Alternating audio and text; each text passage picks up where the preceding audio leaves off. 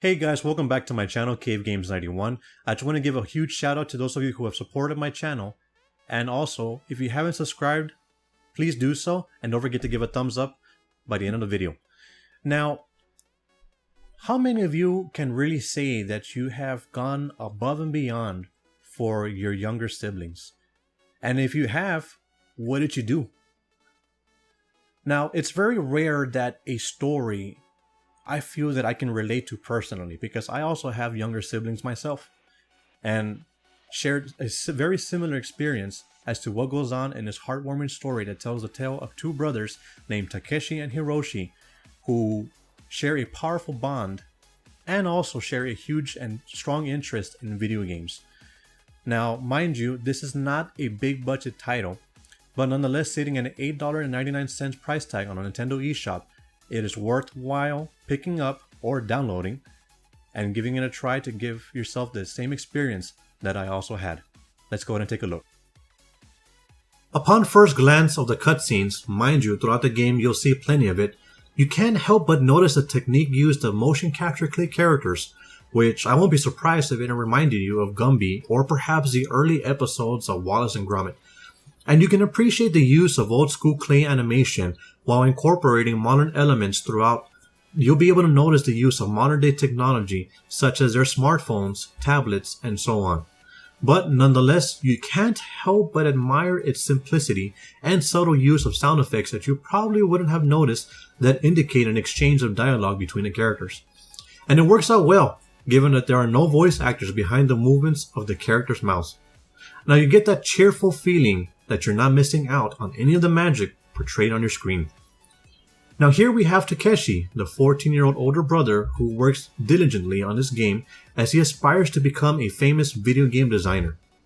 Nonetheless, his work doesn't stop there, as he also serves as a father figure to his younger 7-year-old brother, Hiroshi, who suffers from chronic asthmatic episodes as you notice throughout the game. Now I promise you, it's not a spoiler. Anyways, as the obvious will be pointed out, he too also has his role as the little brother that can't seem to sit still, which can probably be analogical to that of seeing the monkey from Curious George moving from one spot to another.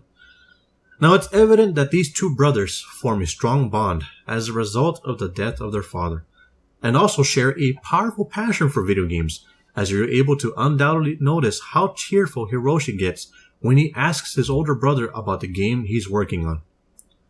Now while Takeshi may not be a master game designer yet, he has been able to design one called Mighty Warrior, a game about a brave warrior that faces monsters of every shape and form that allow the warrior to get stronger after each battle. And what seems to he has created it as an app for use on a tablet. Now although he makes it clear that he's pretty much finished with it, secretly he's only completed some graphics and animation, which is only enough to launch the game, but not so much as play it free from complications or other worries. Now we see that Hiroshi gets so excited about anything regarding video games, so he freely asks his big brother if he can play his game. And so as to avoid disappointing Hiroshi, because he desires to be the very first one to try out his big brother's creation, he agrees to let him try it out.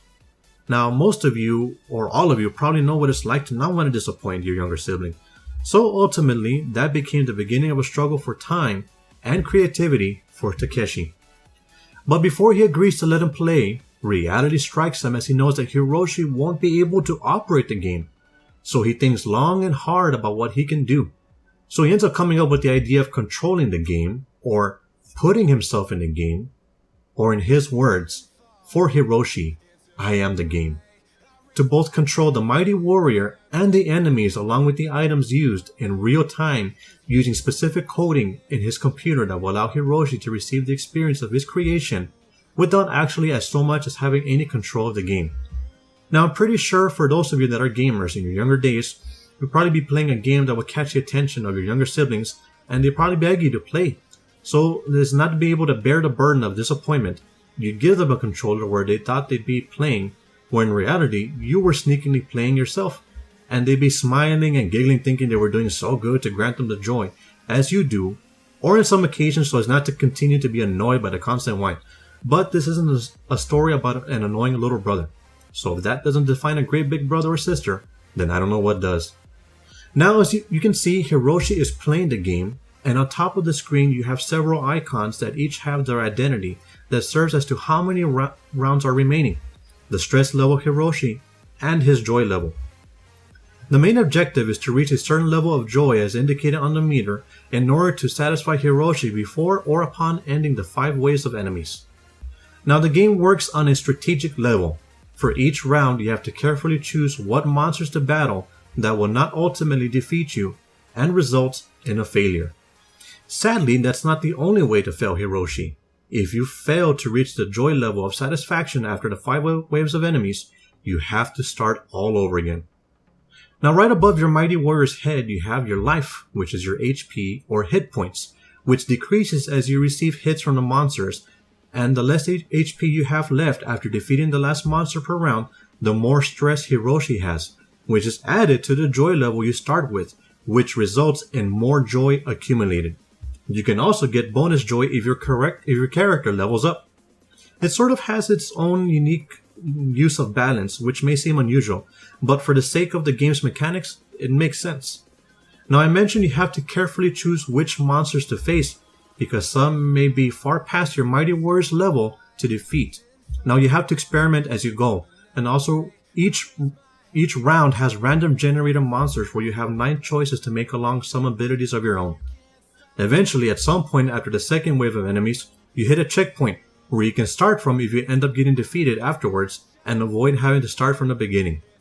Now you can choose to go back to the beginning of the round so as to strategize the attack and from the monsters to seeing as each monster inflicts certain amounts of damage and have their own abilities as well to quickly overwhelm and ultimately annihilate your Mighty Warrior. After defeating the 5 rounds of enemies, you end up completing the chapter, which in turn excites Hiroshi and has him hungry for more. So as to provide the emotional support Hiroshi needs to overcome his hospital stay, Takeshi works hard on making new monsters and new chapters to complete with receiving help from his friends to come up with fresh ideas to ultimately bring his game story to an end and reach the goal of getting Hiroshi to have a satisfaction of over 9,000. It's a joke, by the way.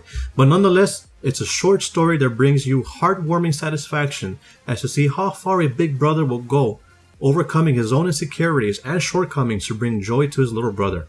And a story that without a doubt fails at disappointing.